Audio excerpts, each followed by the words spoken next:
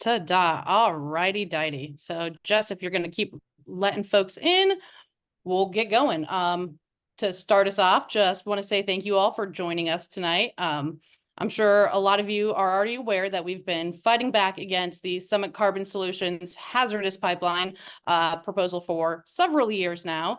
And with the recently announced addition of hundreds of miles of pipeline, we thought it was probably imperative that we share what we're doing and what we've learned with folks who are newly impacted or just kind of starting to tune in right now, which brings us to tonight's meeting.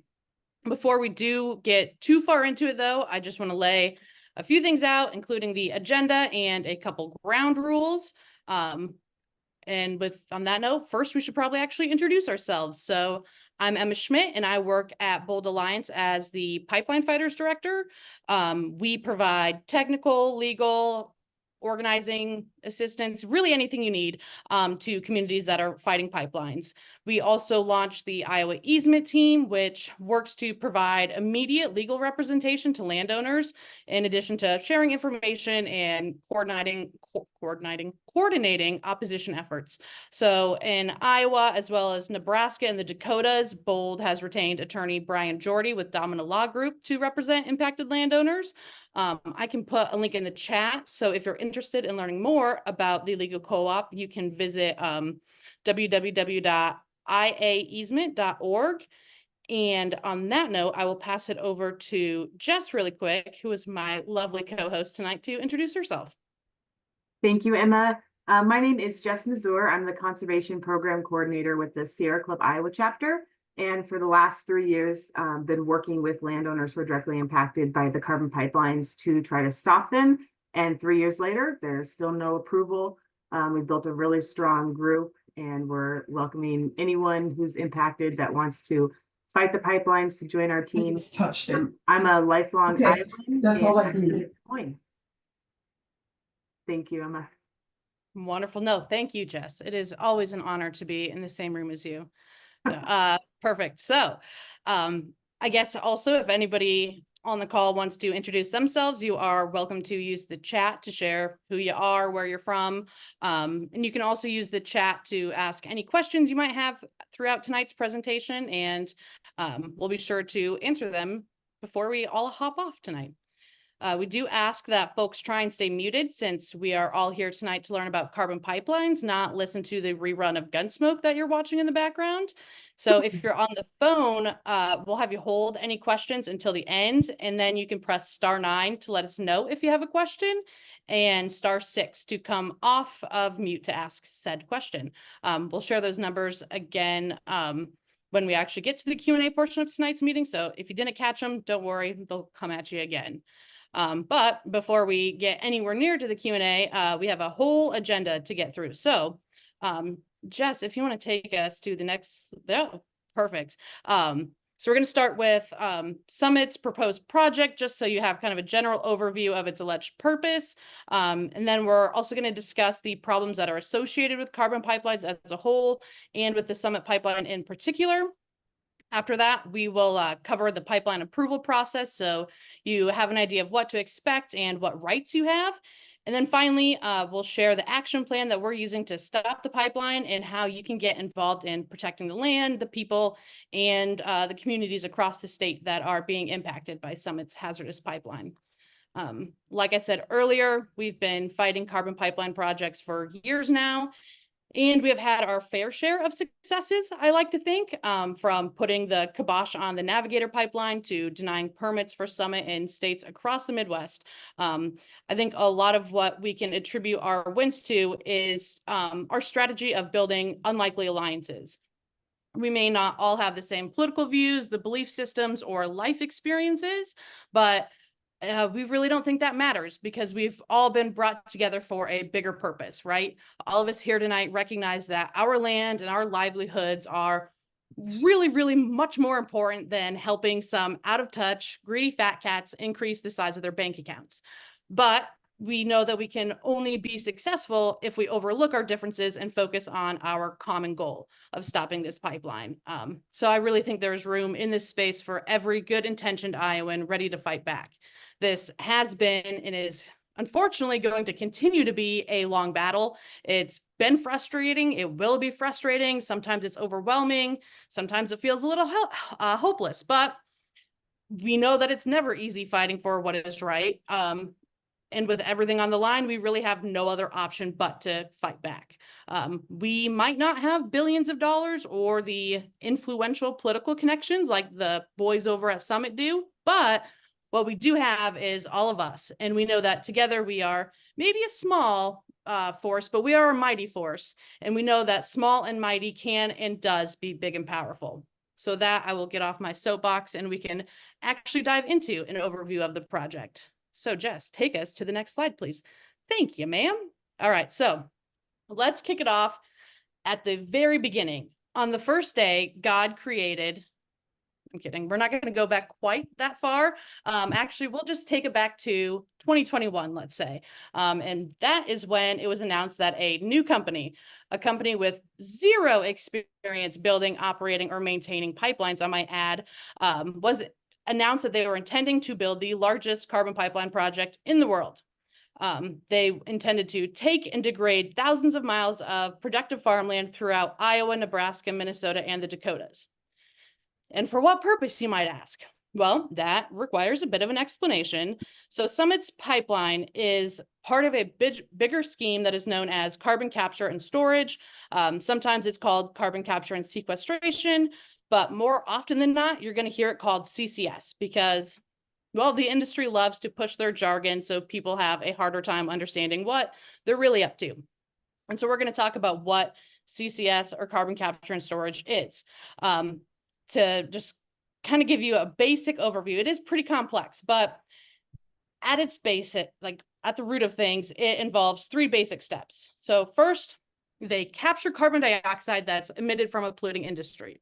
So in Summit's case, right now at least, they want to capture carbon from the ethanol industry. In total, they have 57 ethanol plant partners across the Midwest. And that is largely because ethanol emits a fairly pure form of carbon dioxide. So that makes it cheaper than other industries like a cement plant or a coal plant, where they'd have to filter out all of these other pollutants from the carbon. So they're able to get a fairly pure form of carbon from ethanol plants. And then once they have that carbon, they pressurize the gas to the point that it actually transitions into a supercritical state. And that means it's no longer a gas, but it's also technically not a liquid. It has characteristics of both a gas and a liquid.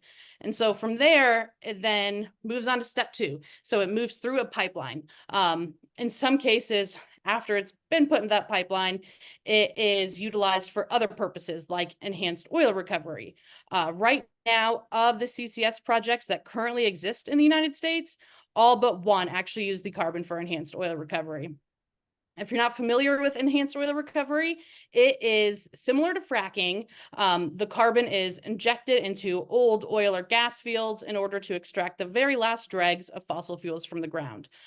Summit actually will not give us a firm answer on whether or not they would use the carbon for enhanced oil recovery, or you might also hear it referred to as EOR, because again, jargon, we love it. Summit tends to kind of speak out of both sides of their mouth. So on one side, they ramble on about the project's alleged benefit to mitigating climate change, claims that have been repeatedly disproven, I might add. And then on the other side, they expound, I guess, on how the pipeline would expand the productivity of the fossil fuel industry, which doesn't really work together, right? And as always, there's just a pretty severe lack of transparency regarding Summit's true intentions here. But irregardless, the final step in the CCS process is sequestration. That is where the carbon dioxide is injected into the ground and where it's supposed to stay forever. Does that actually happen? Probably not. It is prone to leaking. It's also prone to inducing earthquakes, but those are, minor details, right?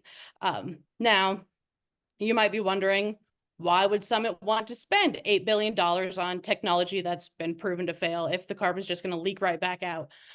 Well, it might, maybe just maybe, have something to do with the obscene amounts of tax dollars that they'd receive in return. I think Jess is going to go into that a little bit more, so we're going to move on to the next slide to discuss a few basic facts of Summit's proposed project, but hopefully that kind of gives you an idea of exactly what we're working with here.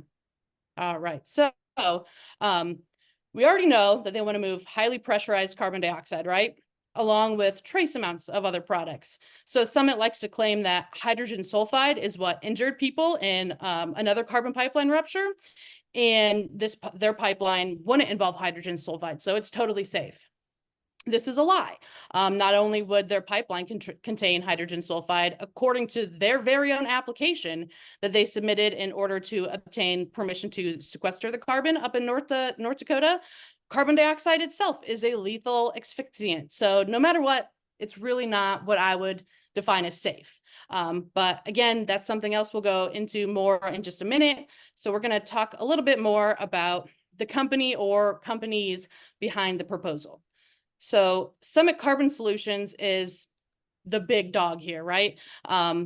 Unfortunately, they've also formed dozens of LLCs to hide behind, including SCS Carbon Removal, SCS Carbon Transport, and SCS Permanent Carbon Storage, among many, many, many others. And they are backed by, I want to say it's almost close to 500 investors now, but somewhere in the 400s that we're aware of. But they won't release who those investors actually are. Although we do know a few of the major backers, and those are corporations like Summit Ag, the oil company Continental Resources, and John Deere, along with private equity firms like TPG Rise and Tiger Infrastructure, and foreign corporations like SK ENS. And as for the pipeline itself, Summit has proposed to build about 1,060 miles of pipeline across Iowa, across the total project. So across Iowa, Nebraska, Minnesota, and the Dakotas, they are dreaming of a 2,500 plus mile long pipeline that would move around 16 million metric tons of CO2 each year.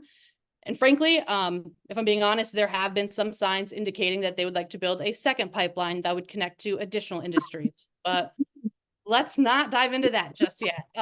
Within Iowa, the pipeline would range from 4 inches in diameter to 24 inches.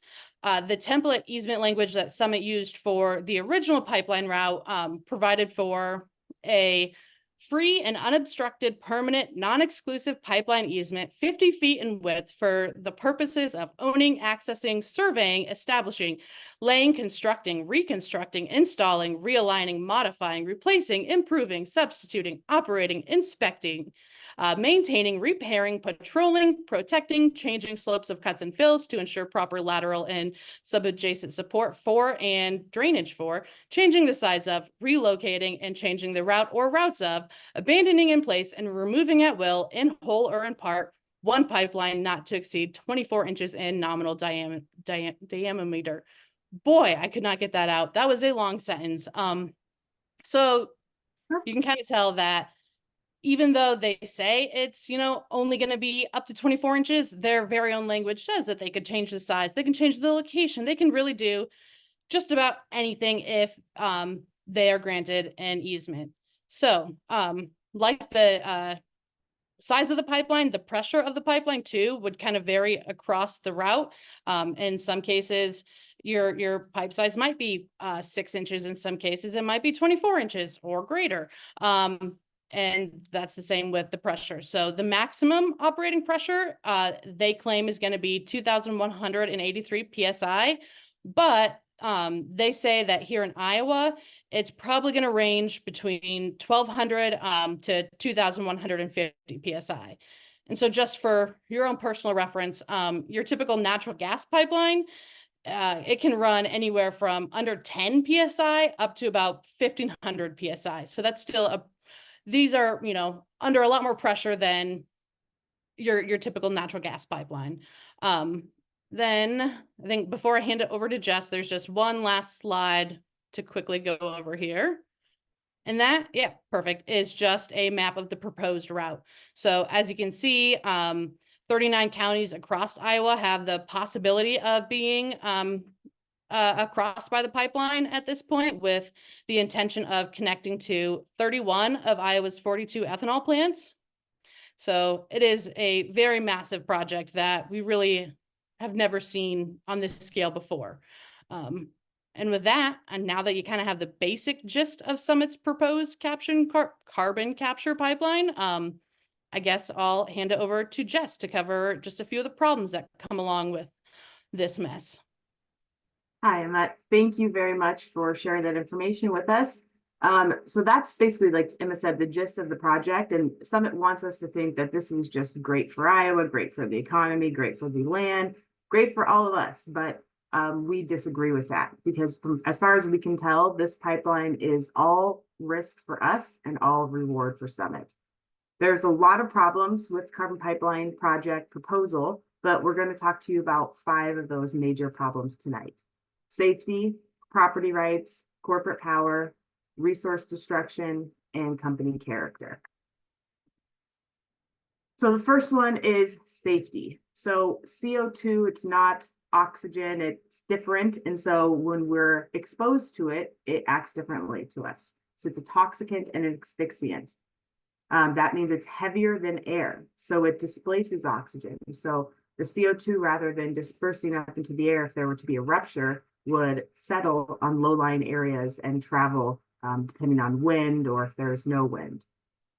And if you are in that cloud of CO2, since it displaces oxygen, your car's not going to start. You might think you'd get into your car and try to leave, but your car requires oxygen to work unless you have an electric vehicle.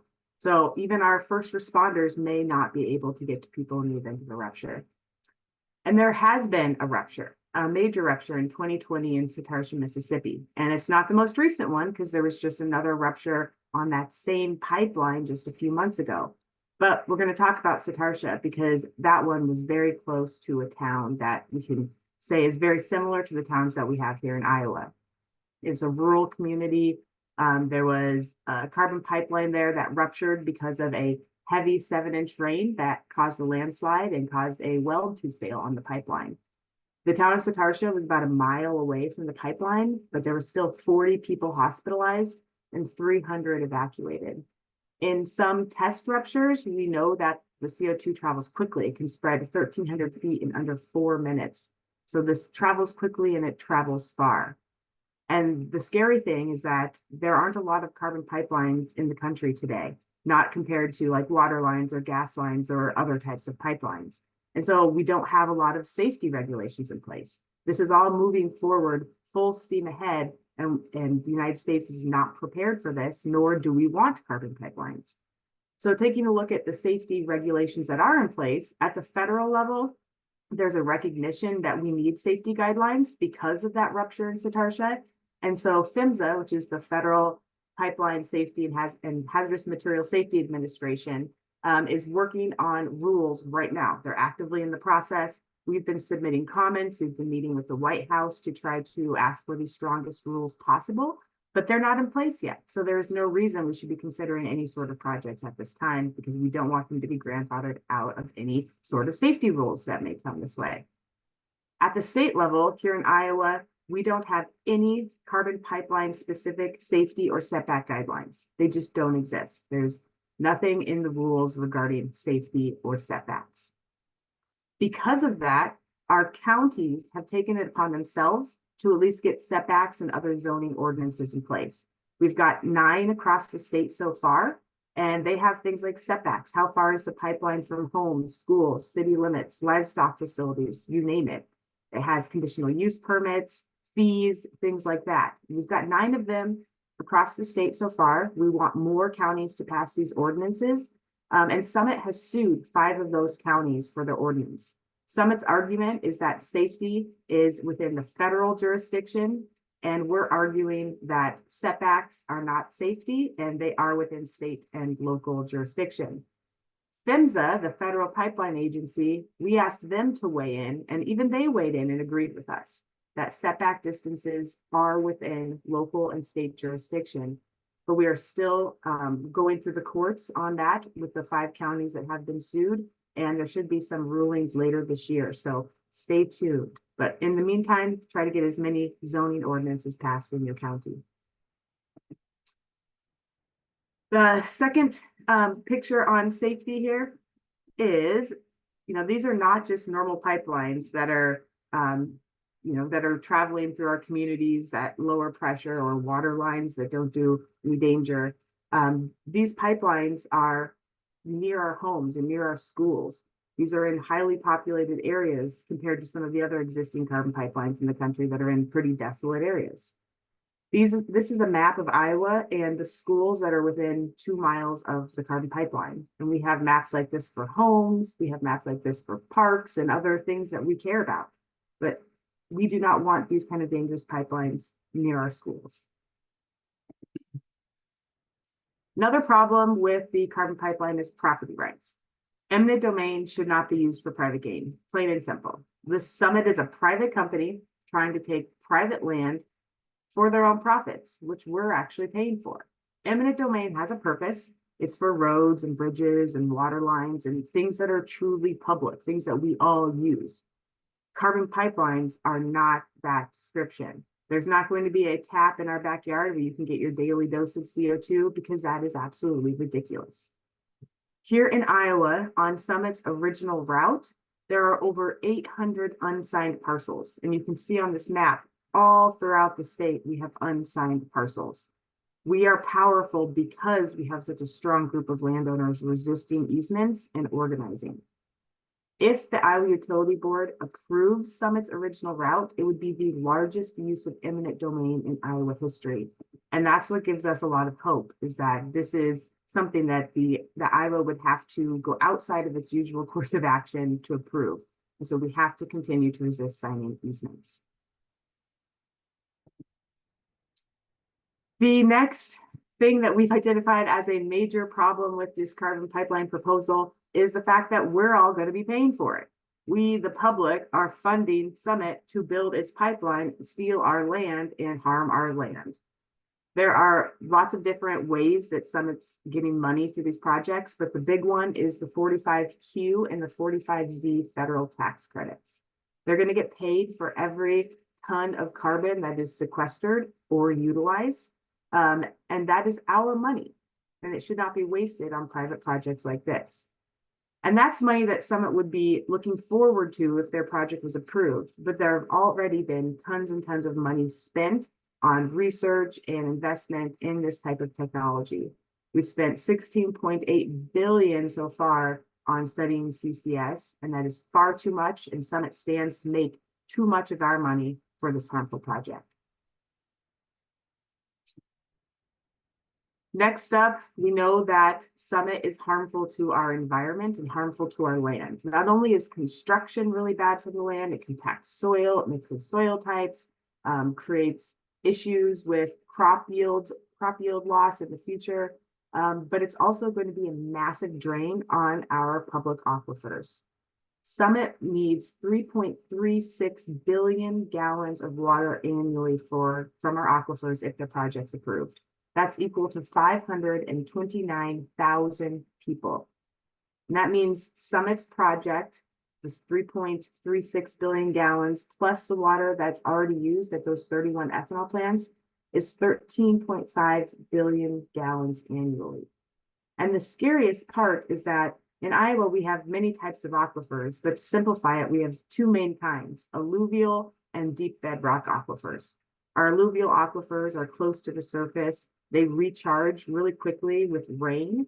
And then we also have our deep bedrock aquifers, very deep underground. The water in those aquifers is hundreds of thousands of years old, potentially, and it does not renew quickly. Rain on the surface does not impact those aquifers. So basically, they're not renewable. Once we drain those aquifers, they will not recharge in our lifetime or many other lifetimes. And so it's really important that we protect that water. The water that Summit's going to use and these ethanol plants already use, 90% of it comes from our deep bedrock aquifers. It is the industry in Iowa with the highest percentage of its water coming from those deep bedrock aquifers. So we know that we cannot accept Summit's project, not only because it wants to steal our land, not only because it's not safe, not only because we're paying for it, but it's also really threatening to the water that we rely on to be able to live in the state. Next up is how they act. If you have been watching or paying attention for the last 3 years, you'll know that Summit does not have good moral character. Not only the stuff that we're going to talk about here on the screen, but the landowners have experienced lies, threats, bribery, pressure. They've shown up at nursing homes with vulnerable landowners with donuts trying to get them to sign easements. They mislead. They say these pipelines are safe. We know that we can't trust them. Anything that they say, we have to question its accuracy. Here are a few things from Jimmy Powell and other Summit employees' testimonies at different state hearings. Powell, when asked about enhanced oil recovery, gave the following testimony. So, can you say unequivocally that the CO2 that Summit will be storing or sequestering will never be used for enhanced oil recovery?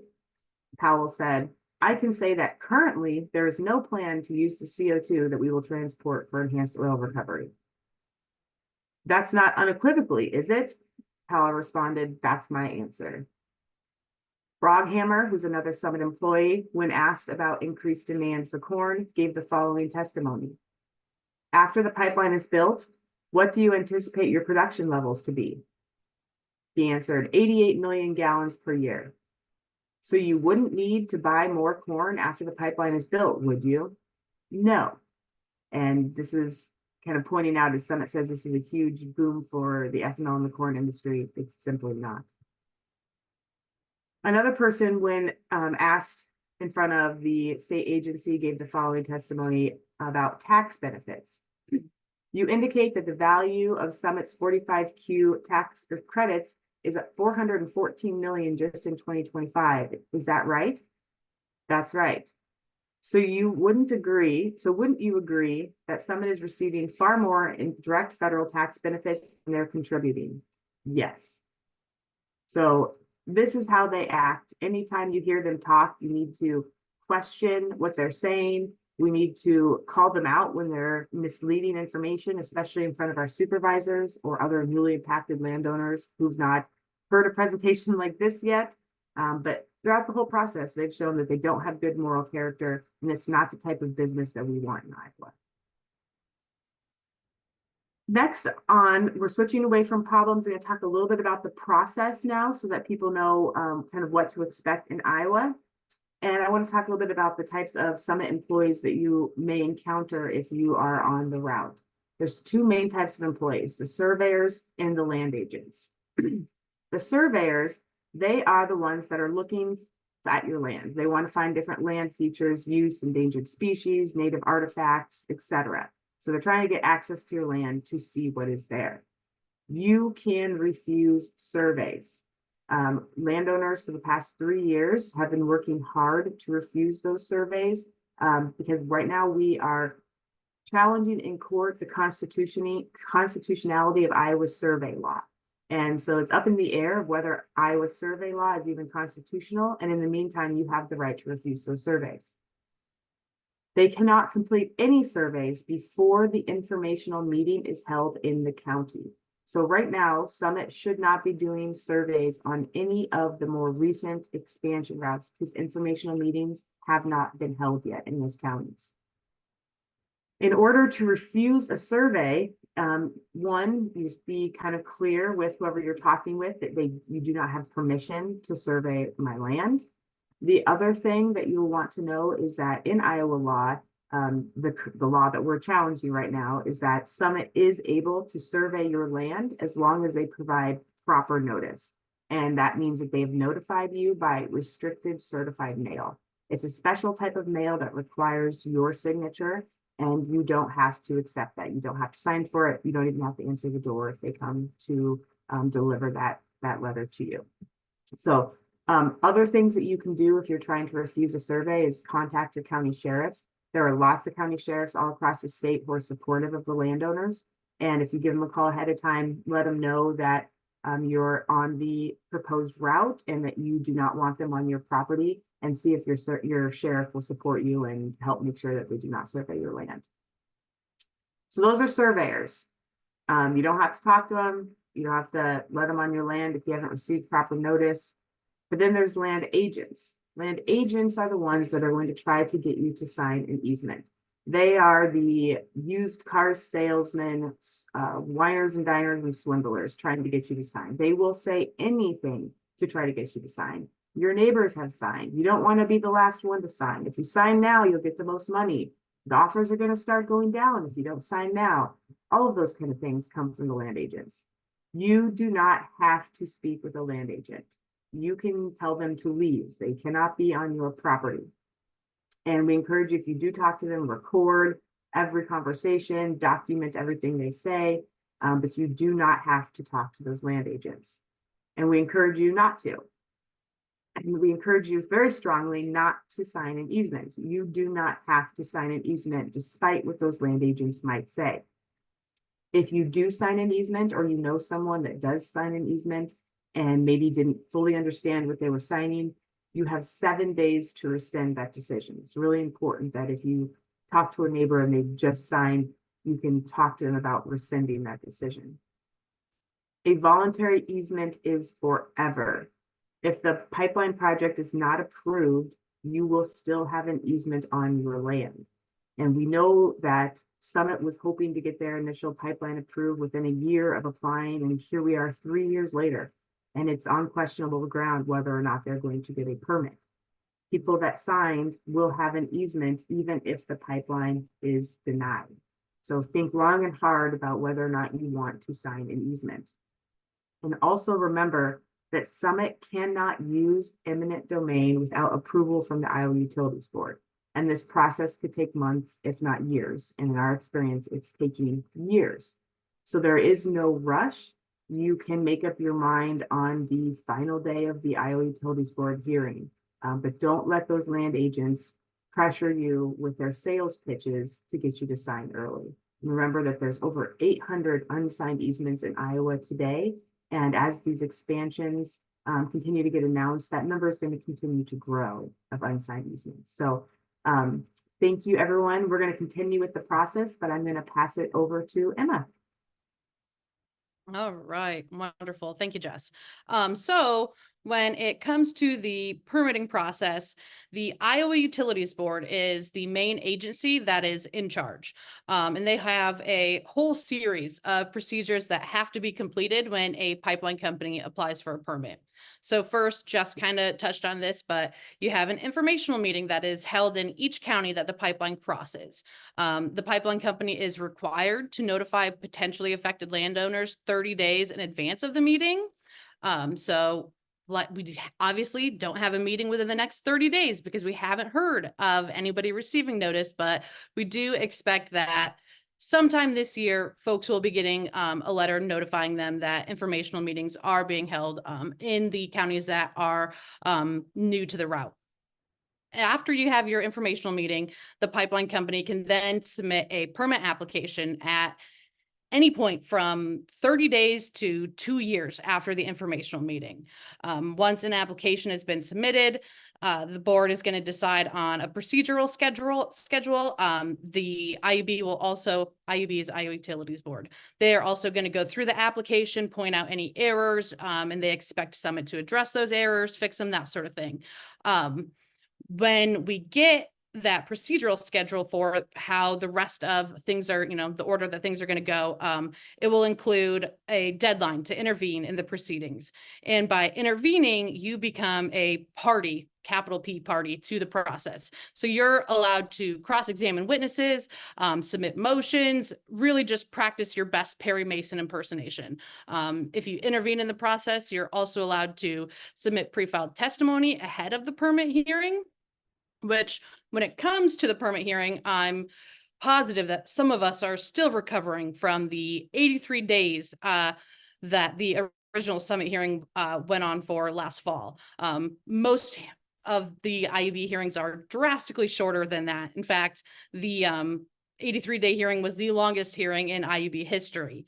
But at that hearing, landowners are allowed to testify on why the pipeline should not be approved. Summit can present witnesses, as can all the other parties that were granted intervention status.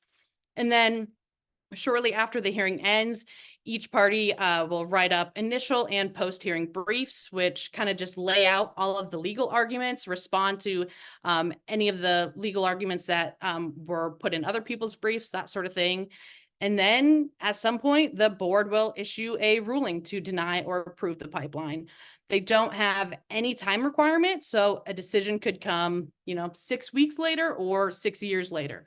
Usually it's within a few months, but like with the original route permit, we're still waiting on a ruling, and that wrapped up in January. So they definitely take their time. The IUB goes through each individual parcel and decides if it's necessary that eminent domain be granted, to what extent, and that sort of thing.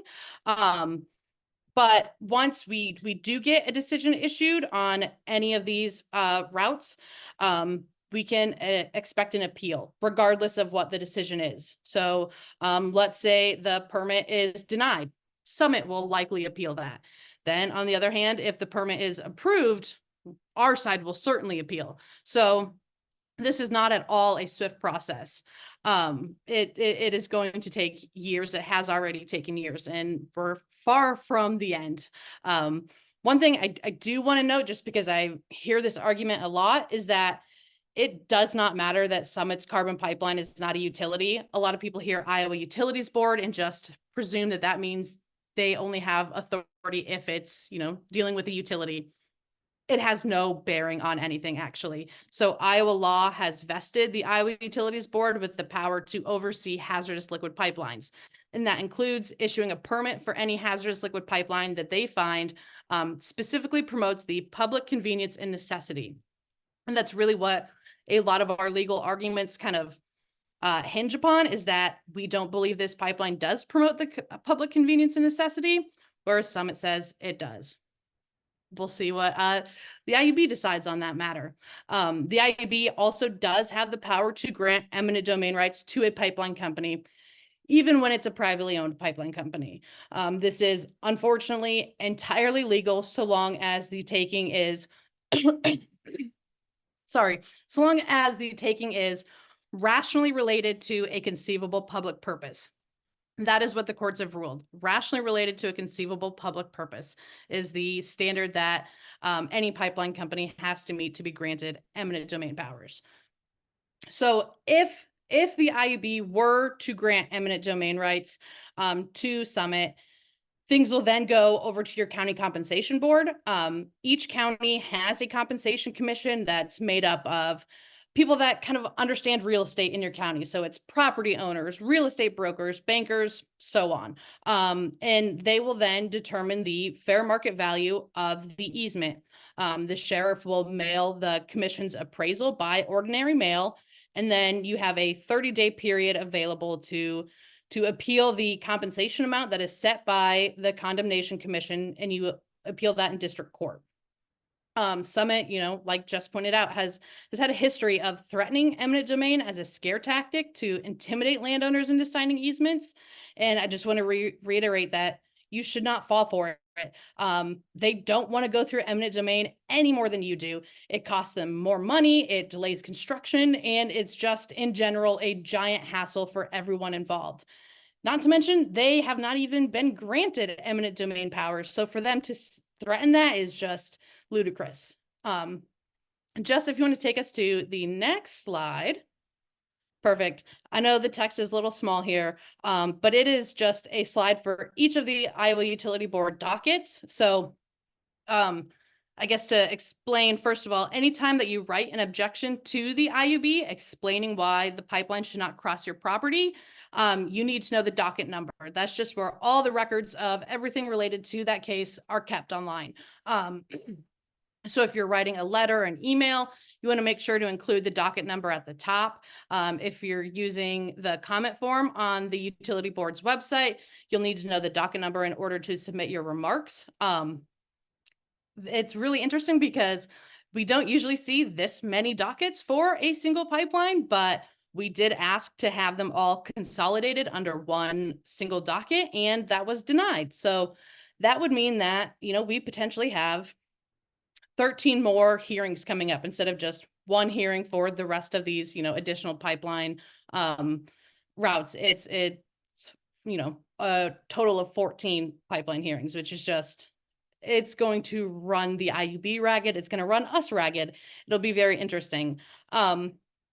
I know, like I said, the text is small. It's a lot of text. So we will have a recording of tonight's presentation posted on pipelinefighters.org, and we'll make sure that the list is available there. So if you don't know what docket number you are impacted by, don't worry about it. You can always look it up, and we'll make sure it's easily available. And I do also just want to note that you really should submit at least one objection, if not more, because the Iowa Utilities Board does track all of the objections that are submitted.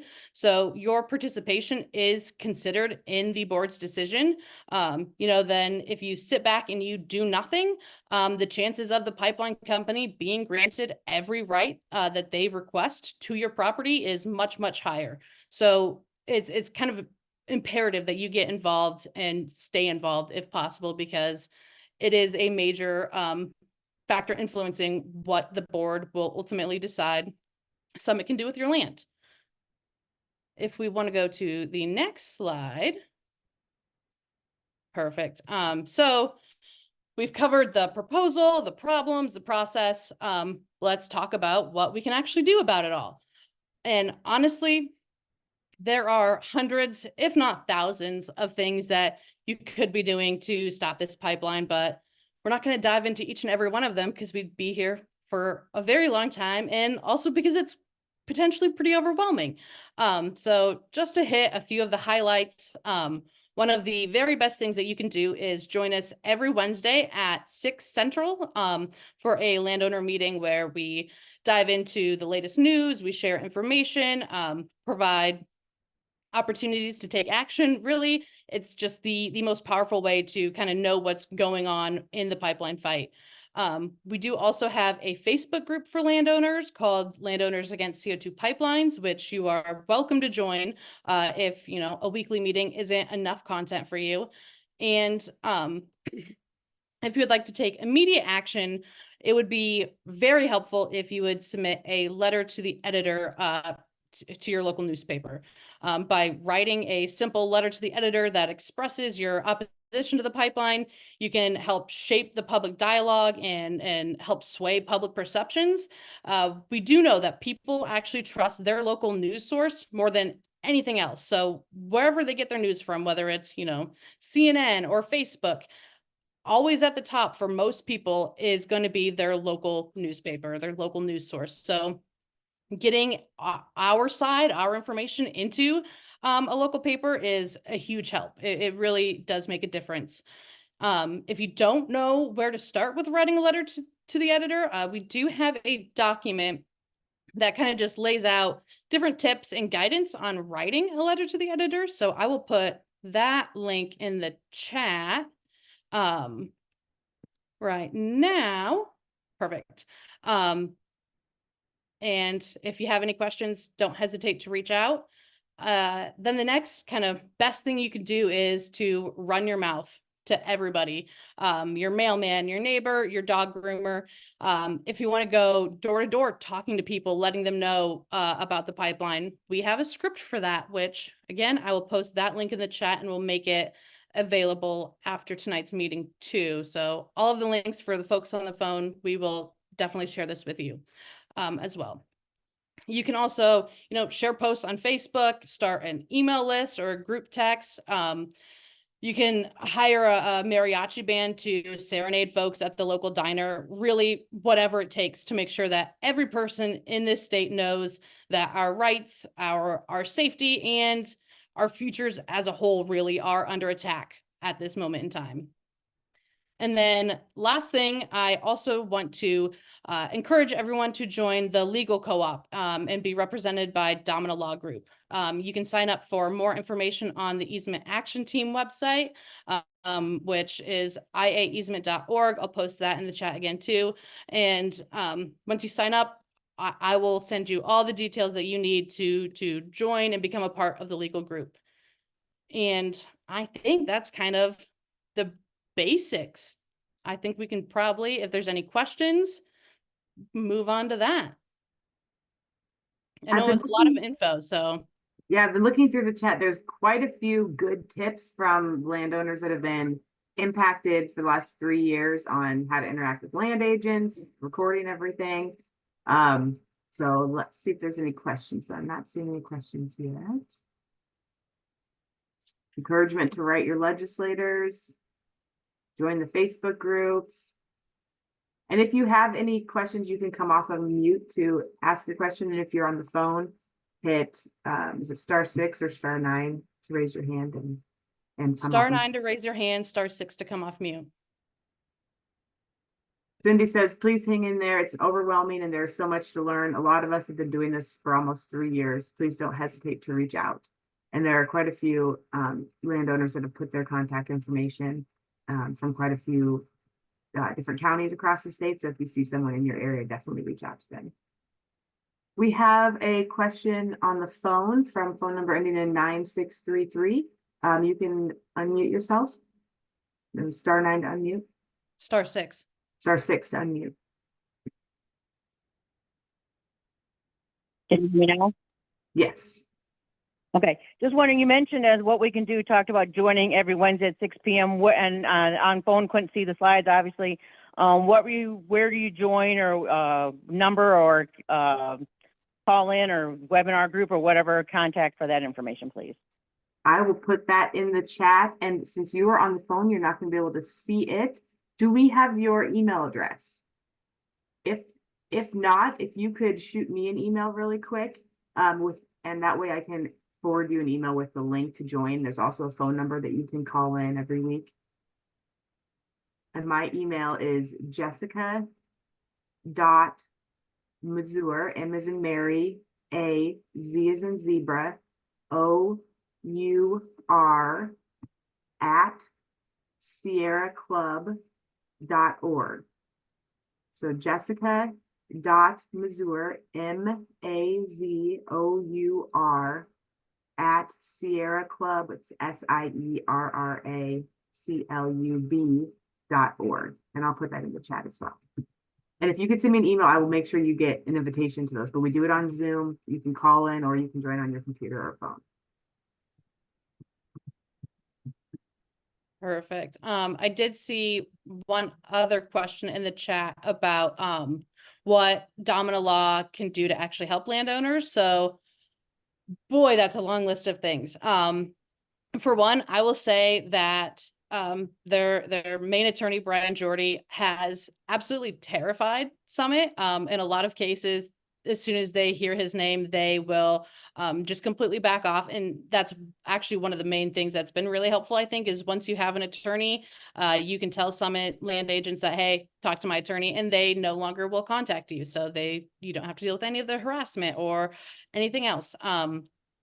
If you continue through the process, of course, he will represent you throughout the hearings.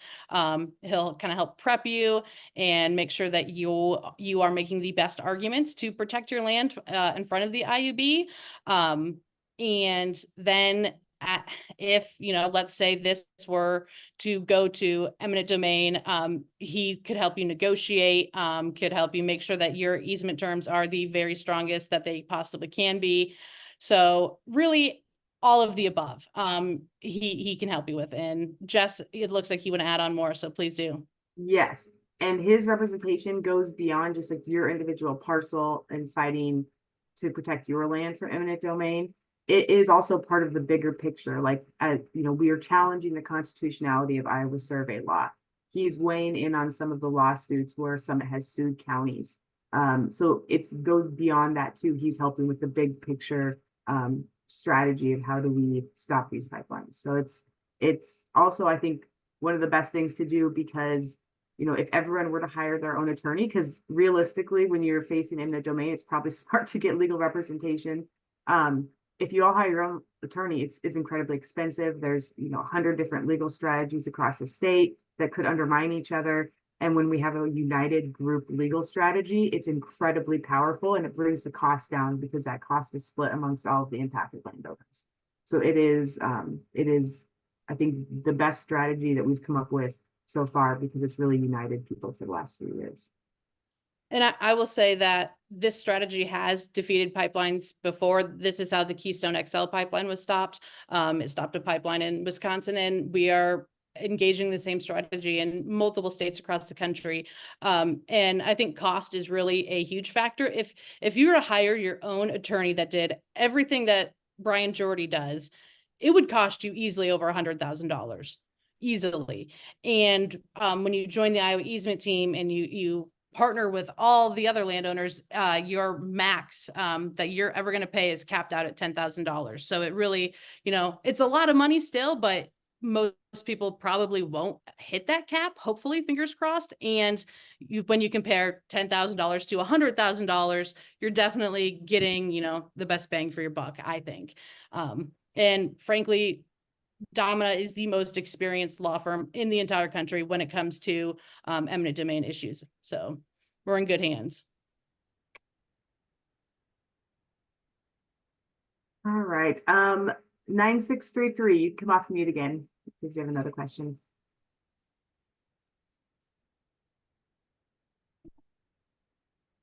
Oh, maybe your hand is still raised from before. If you're, I was wondering that same thing. I thought they put their hand out, maybe they still think it's that. Trying to see if there's any Oh, other. I see Chris has her hand up. Okay, go ahead, Chris. You are on mute. There. Can you hear me now? Mm-hmm. All right. So I hear you say Brian Jordy and Domina. Could you spell it or put the actual names of these people in? My hearing is not the best generally, and very good. Thank you, Jess. That's what I guessed, but you never know for sure. Yep. And like I said, if you go to iaeasement.org, there's a form that lets you sign up for things, and that's where I will send you any sort of info, answer questions, get you the form to actually sign on with Domina, all that good stuff. And yeah, thank you, George. As he mentioned in the chat, if you want to donate to the Iowa easement team, which helps cover legal fees for landowners and, purchases, billboards and other things like that, it is tax deductible. Jan, I see your hand is up.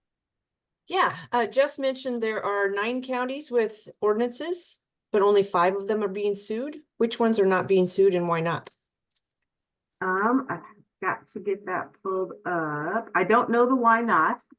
That one we'd have to get from Summit, but the counties that have been sued are Emmett County, Cassuth County, Palo Alto, Shelby, and Story. I'm not 100% sure. I'm trying to look at some of the other counties that haven't been sued to see if I can do any guess. I know Adair County has not been sued, and that's because they're not on the Summit route. Yeah, so Summit, yes. So And the most one that we know is Adair passed an ordinance. They just went above and beyond, and they're not an actually impacted county right now. So that's definitely their reason.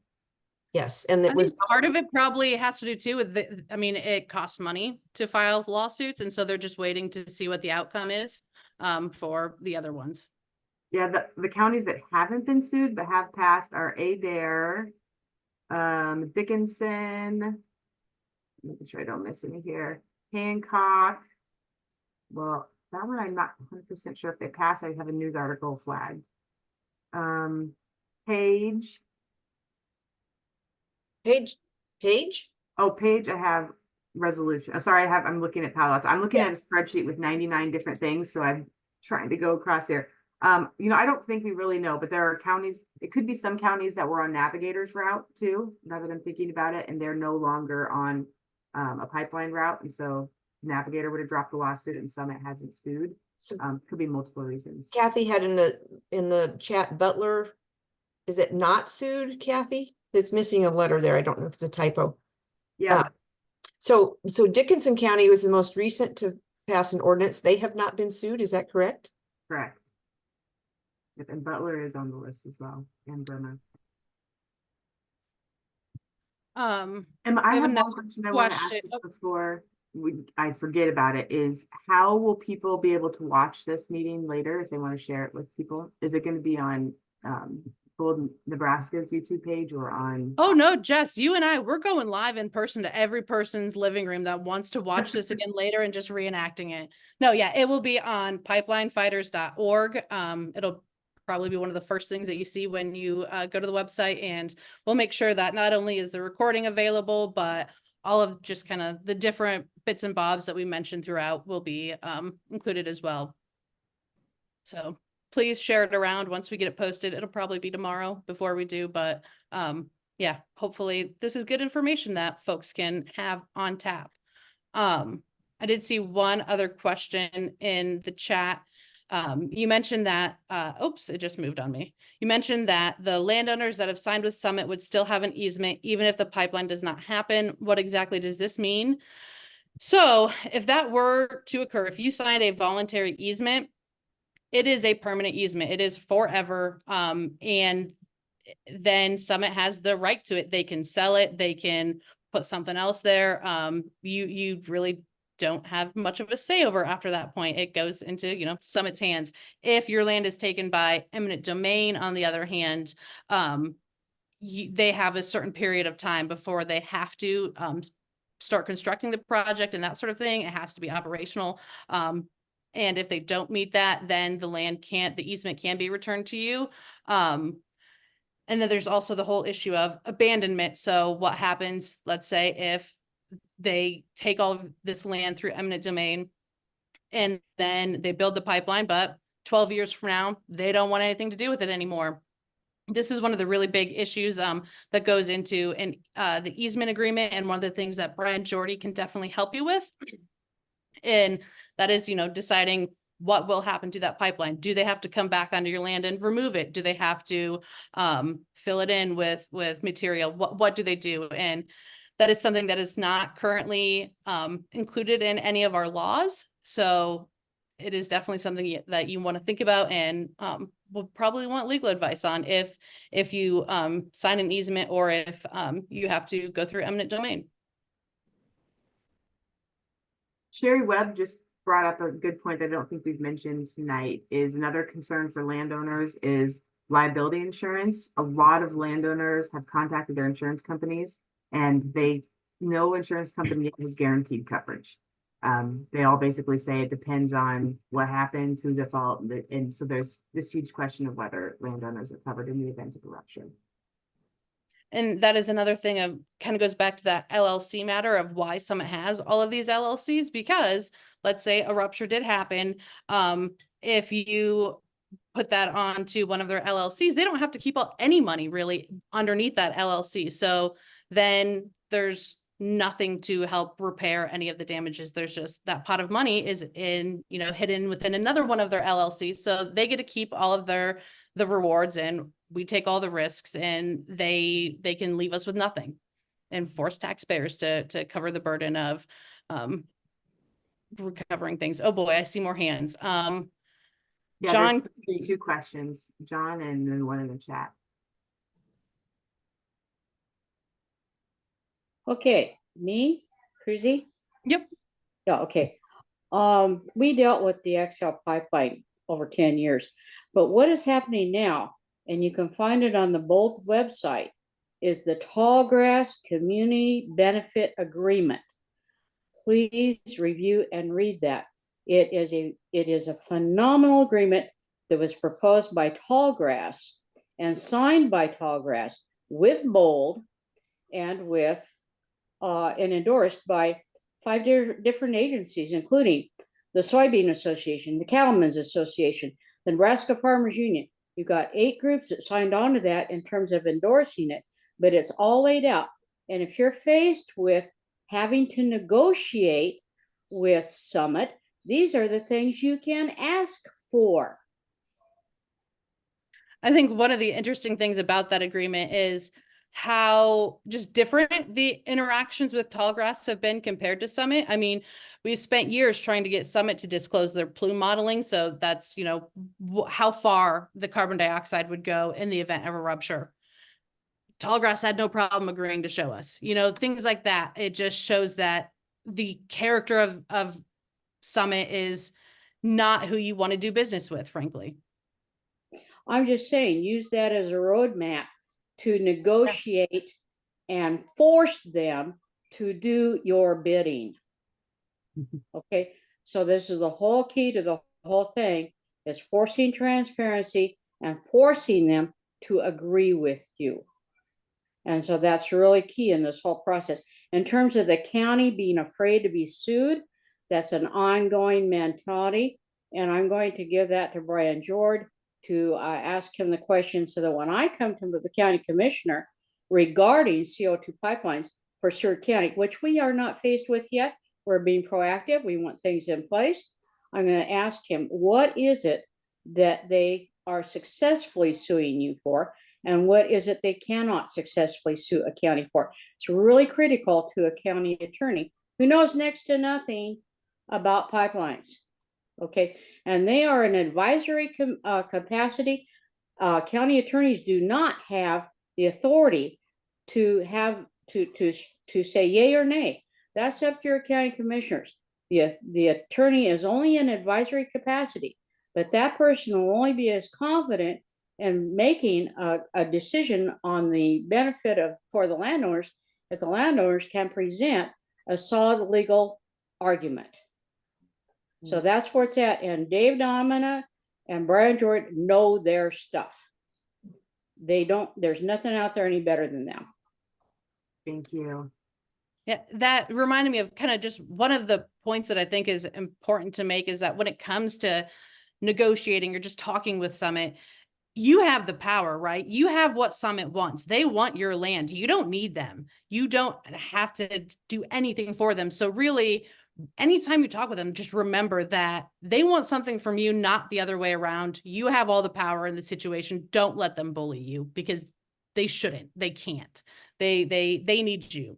I see we have one last question from 63963. I think that's Oh. that.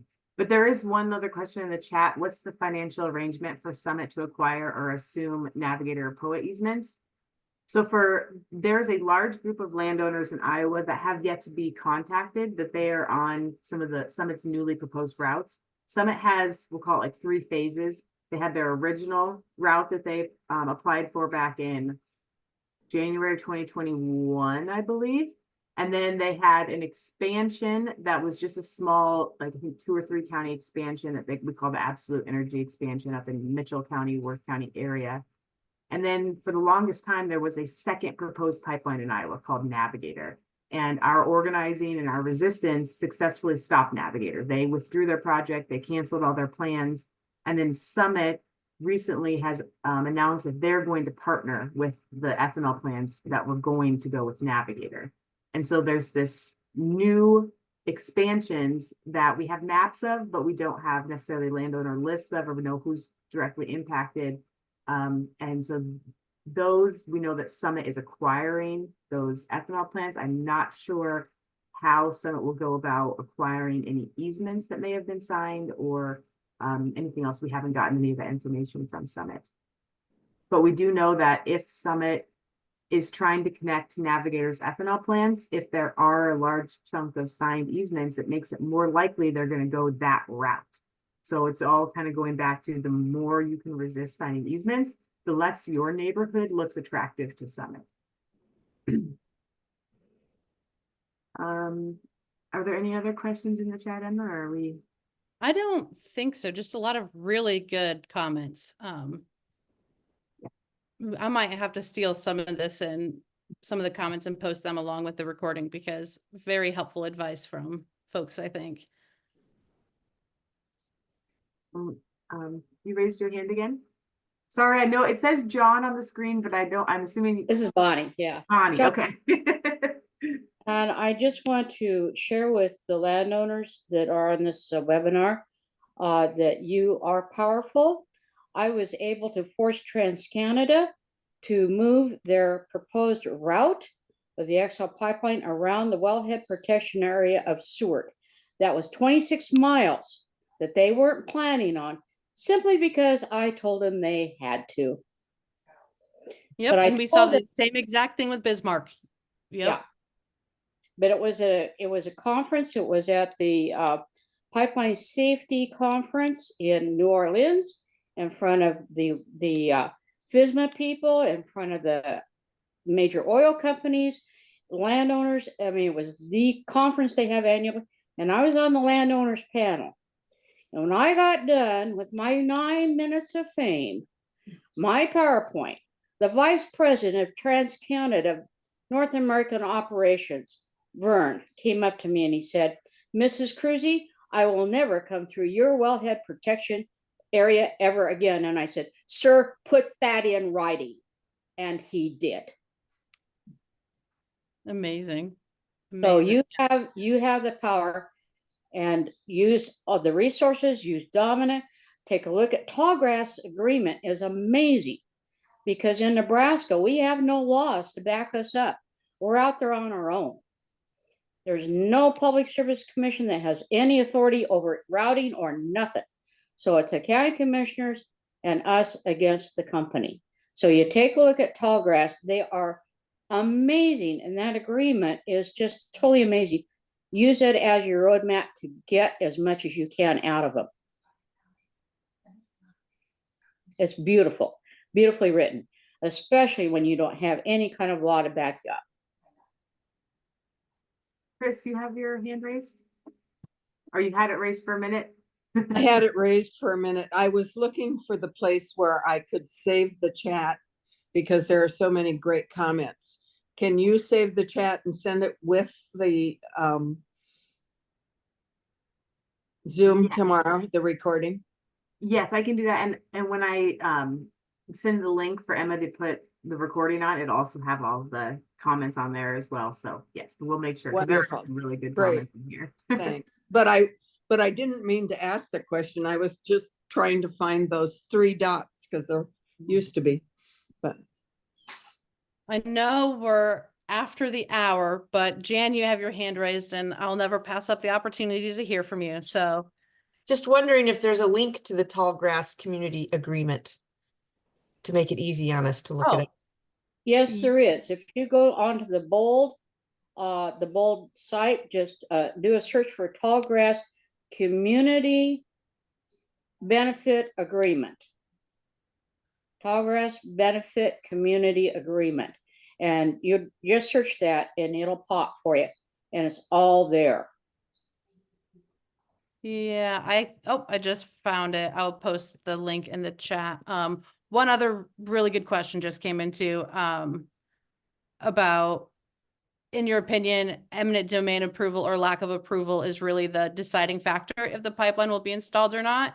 I think it's definitely one of the major factors, but there are several other things that could kind of stop them as well. So not only do they have to have eminent domain, if we can continue to delay, that one kind of puts their investors, they start getting cold feet, they start pulling out, they start losing money, and it no longer becomes feasible for them to build. So that's why it's so important that we do everything we possibly can to slow this process down, which we've been really successful at doing so far. There's also if they can't get the sequestration space up in North Dakota. So we do anticipate that North Dakota will give their approval, but we have already been in the process of challenging the law that even allows that to begin with. And so we feel pretty confident that we stand a good chance in the courts regarding the sequestration space and just the use of eminent domain for sequestration. So that is another way to stop them. And I mean, you never know. There's always a chance that Summit will grow a heart and realize that the people of Iowa don't want this and just put the kibosh on things they're on their own. But, you know, people can dream, right? Awesome. Any other last minute questions or? Okay, they're also on that bold website is a model ordinance, county ordinance that you can use as your roadmap to write an ordinance for your county. And that was designed by Paul Blackburn and Brian Jord, I do believe. They worked with several counties, so they know what could go in it and what could be approved. And it's a great roadmap. So it's a model ordinance for counties. That's also to be found on the bold website. Absolutely. And yeah, if you ever have any questions about what resources are available, if you have resources that you think should be developed, just reach out and let us know. We are always more than happy to do what we can, provide any assistance. So that's what we're here for. I'm Yeah, about to put the link to the chat in the chat. I got it done before the end of the meeting. I'm just saying, guys, you don't have to reinvent the wheel. You don't have to go out there and dig it. You don't have to hire a lawyer to come up with this stuff. It's there with a ribbon tied around it. So just go to those resources and use them as your roadmap. And they're Exactly. well done. We know that landowners have a ton of pressure on them when it comes to stopping a pipeline and just everything else that comes with it. So we try to make it as easy as we possibly can and provide all of the resources and expertise and everything else you might need. So like I said, if there's anything you can think of that we haven't provided, don't hesitate to reach out because we will figure out a way. And on that note, I don't think we have much else. You can always reach out with any questions or comments. We will post this all on pipelinefighters.org, and hopefully we will see you all very, very soon. Thanks to y'all. Thank you. Thank you so much. Bye. Thank you.